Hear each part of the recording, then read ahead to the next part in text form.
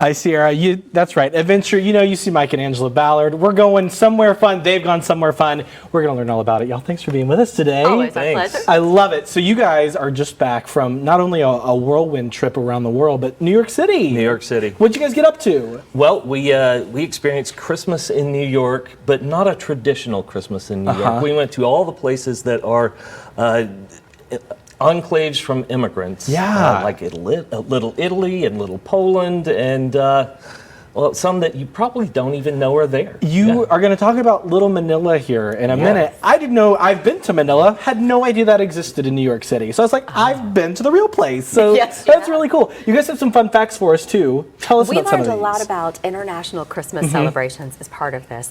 One of the things that we learned is that the Philippines celebrates Christmas longer than any other country. Yeah. They start in August. So if you think Christmas music in retail stores at Halloween is early here, nothing. It's in the summer there. That's crazy. Yeah, love Mariah Carey, but if I see her or hear her in September, that's a little much. So, She's thawed a little too early then. Yeah. We also learned that the German pickle ornament, the high glass pickle in your tree, not German.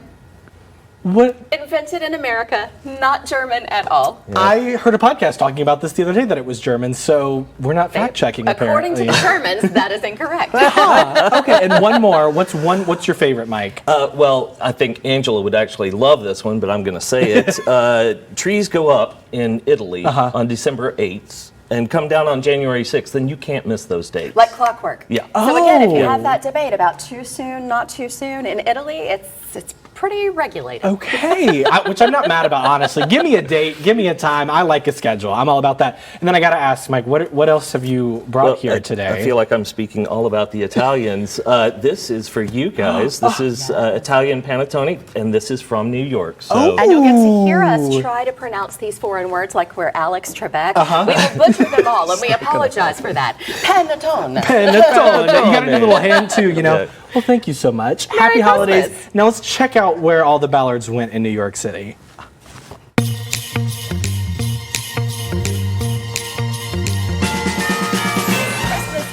Magical time of year, and not just in the United States. Did you know that in the 1600s, the Dutch brought their tradition of St. Nicholas to New Amsterdam, which is now called New York City? And over 400 years later, New York City is still a great place to celebrate Christmas traditions from around the world, without even breaking out your passports.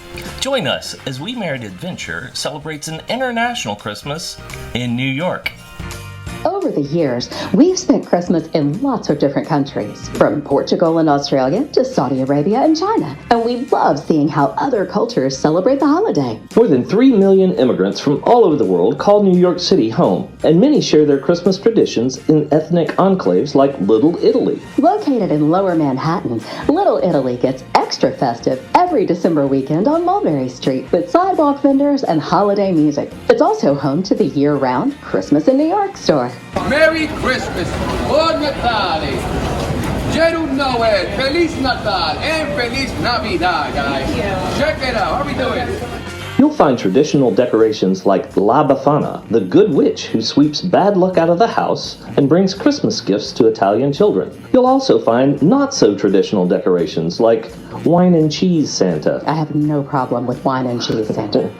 Food plays a big role in the way many cultures celebrate Christmas, and Italy is no exception. There are bakeries in Little Italy serving cannoli as well as panettone, the traditional Italian cake bread with candied fruit and raisins. On Christmas Eve, you won't find meat at traditional Italian family meals because it's the Feast of the Seven Fishes. The tradition comes from southern Italy, where it's known as La Vigilia, or the Vigil, as they wait for the birth of Christ. The seven fish include everything from lobster and clams to sardines and eels. Where's wine and cheese Santa when you need him? Time to hit the subway then and head across town. Our next stop for this international Christmas in New York is Little Manila in Queens, where food plays just as big a role in the celebration. As one of two predominantly Catholic countries in Asia, the Philippines celebrates the world's longest Christmas season, with Christmas music starting as early as August. Instead of fish after midnight mass, Filipinos celebrate their Noche Buena feast with lechon, or smoked pork with crispy skin, along with steamed rice, salted rolls known as pandesal, rice cakes like bibingka and puto, and delicious desserts like the famous French-inspired Son Rival cake. Christmas is the most important holiday in the Philippines, and even the bright lights of the parol have a religious origin. These shining stars are inspired by the one that guided the wise men, and you'll find them hanging all over the Philippines' 2,000 inhabited islands at Christmas time. The stars are bright enough to guide our way to Brooklyn, where we'll find Little Poland. Christmas decorations made of straw, gifts of fresh tangerines, and traditional nativity scenes mark a Polish Christmas, which is known as Wigilia. Many Polish families set an extra place at the table for unexpected Christmas guests as a sign of hospitality, and they serve dishes like beetroot soup called borscht with little dumplings stuffed with meat or mushrooms, pierogi with fillings like potato and cheese, sauerkraut and mushroom or spinach, Polish kielbasa sausage, and desserts like spiced apple cake and poppy seed cake. As next-door neighbors in Europe, Poland and Germany share some similar Christmas traditions, including carp for dinner. Many Germans also serve goose for Christmas with a side of steaming Glühwein, which is mulled red wine with spices, although you can also enjoy that without the goose. Advent calendars mark the progression of the season in Germany, leading up to the decoration of the tree on Christmas Eve. Christmas trees have been used in Germany since the Middle Ages, which is about the same time Krampus came on the scene. A visit from Krampus is definitely worse than a lump of coal in your stocking. No doubt. A happier sign at Christmas, however, is a traditional German nutcracker. These symbols of good luck are said to frighten away evil spirits and protect the home, which is why they are traditionally in the form of soldiers. There are so many ways to celebrate the holiday, and we're glad you shared some traditions from around the world with us. To see more from our International Christmas in New York, including behind-the-scenes photos and maps of walking routes with subway stops so you can plan your own trip, visit WeMarriedAdventure.com. Merry Christmas!